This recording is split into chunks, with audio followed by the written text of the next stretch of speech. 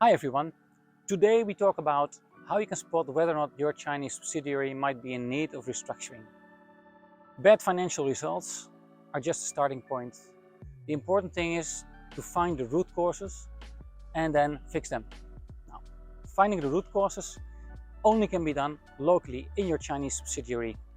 It's a fallacy to believe that this can be done from headquarters by doing more video conferences, looking at P&Ls, looking at monthly reports. So let's have a look at some of the scenarios that we have encountered since 2006 as we are restructuring heavily loss-making Chinese entities of international SMEs. Extreme raw material costs. A long-serving purchasing manager was doing very well for herself and not so much for the company that was employing her. High overtime and energy costs. An international MD was running the client's factory an extra 5 shifts over the weekends and then selling the product out the back door for his own benefit. Tremendous infrastructure and facility costs. An international general manager was able to bypass the approval procedure for investments.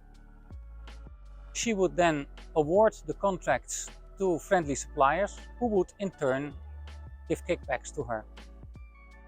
Increasing personnel costs and loss of turnover. When we analyzed, we found that the hierarchical structure was a true layer cake. In this layer cake, the key people could shield themselves from their responsibilities. Thereby, the key decisions were not being taken, and that led over time to the company losing market share. Zero sales growth and disappearing company funds.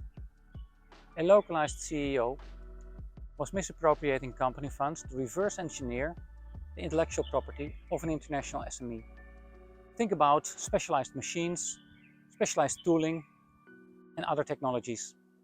In the same industrial compound as the client's factory, a true shadow factory had been built up, ready to go. All the new deals that the CEO kept in his little black book would then run through that factory once it was activated.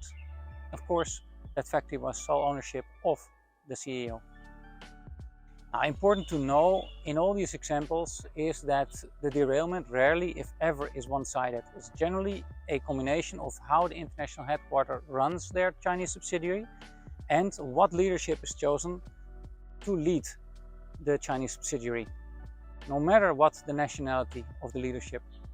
Often, international headquarters misinterpret or ignore the red flags for too long so that these derailments can actually occur. Key for the success of your Chinese business entity is reliable, localized, experienced leadership. And that's actually what China Advice is helping its clients with. If you feel that something is up with your Chinese subsidiary, we would really like to get in touch with you and learn from you in which way we could potentially help you get things back on track.